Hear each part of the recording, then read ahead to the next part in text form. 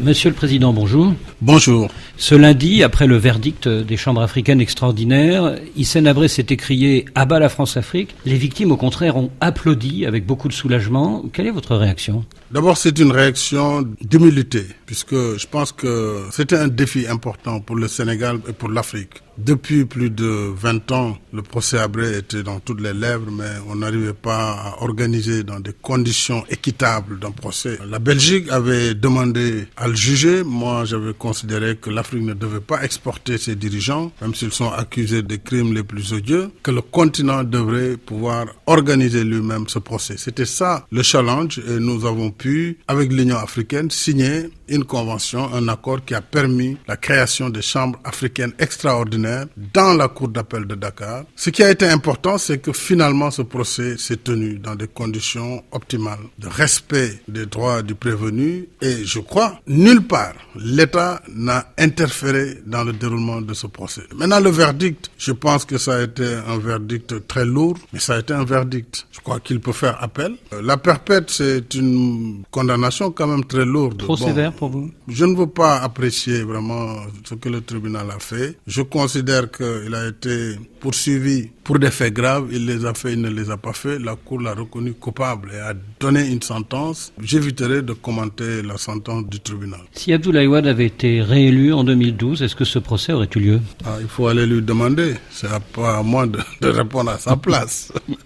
Après la condamnation de Hissène Habré, beaucoup d'Africains disent qu'il ne faut pas que ces chambres africaines extraordinaires disparaissent, il faut qu'elles soient pérennisées pour que l'Afrique continue de juger l'Afrique. Oui, il faut qu'elles soient pérennisées. Alors, maintenant, est-ce qu'il faut qu'elles soient pérennisées au Sénégal ? Ça, c'est un autre débat. Je pense que le Sénégal ne peut pas aussi être le tribunal de l'Afrique. Évidemment, nous avons une justice crédible, nous avons aussi une volonté politique affirmée, mais je pense qu'il faut que l'Afrique travaille à pouvoir organiser elle-même ses procès, un peu partout sur le continent. C'est ça l'idéal. Samedi dernier, Monsieur le Président, vous avez initié à Dakar un dialogue national qui vise notamment à renforcer les pouvoirs du Parlement et à accorder un statut au chef de l'opposition. Mais beaucoup de Sénégalais dans l'opposition, justement, et dans la société civile, ont été déçus en mars dernier par le fait que vous n'ayez pas tenu votre promesse de 2012, c'est-à-dire de vous appliquer à vous-même la réduction de la durée du mandat de 7 ans à 5 ans.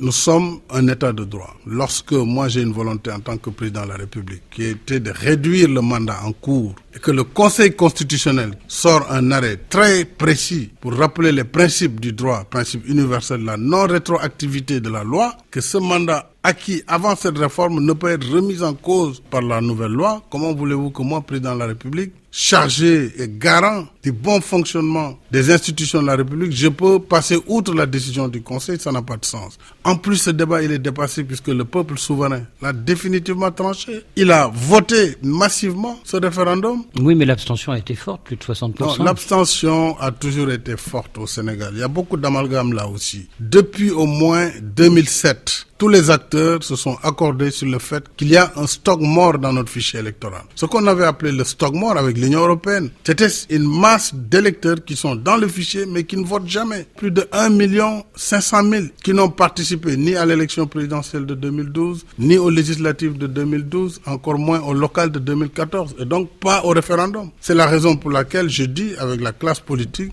et c'est l'une des raisons de la convocation de ce dialogue national, il nous faut ensemble convenir d'un audit du fichier électoral. Maintenant, pourquoi j'ai convoqué le dialogue national? C'est une bonne question, puisque le Sénégal n'a pas de crise politique. Mais j'ai considéré que justement au moment où je n'ai aucun problème de légitimité, c'est le moment où il faut tendre la main à l'opposition. Et au-delà de l'opposition, il s'agit d'un dialogue national, avec l'institutionnalisation chaque année, le 28 mai, de cette rencontre où tous les acteurs vont se parler avec l'autorité suprême de l'État, qui est le président de la République. Et nous allons sur les questions majeures comme le statut du chef de l'opposition, ainsi que les conditions de participation, le fichier électoral, l'organisation, tout ça, avoir un consensus national, ce qui va encore confirmer l'exception sénégalaise. Alors justement, à la surprise de beaucoup, le PDS d'Abdoulaye Wade a accepté de venir à ce dialogue national. Il y a encore quelques mois, l'ancien président président Wade tenait des propos quasiment insultants à votre égard. Oui. Qu'est-ce qui a changé? Rien n'a changé, sinon moi-même en tant que président de la République, je considère aujourd'hui que je n'ai pas le droit, moi, de suivre des opposants qui m'insultent. Et c'est la raison pour laquelle moi j'ai fait un dépassement au niveau individuel déjà. Et je peux vous surprendre, j'ai appelé le président Abdoulaye Wade le jour de son anniversaire. Il y a quelques pour lui jours. souhaiter joyeux anniversaire. Le 29, c'est le lendemain du dialogue. Le 29 mai. Il fêtait ses 90 ans.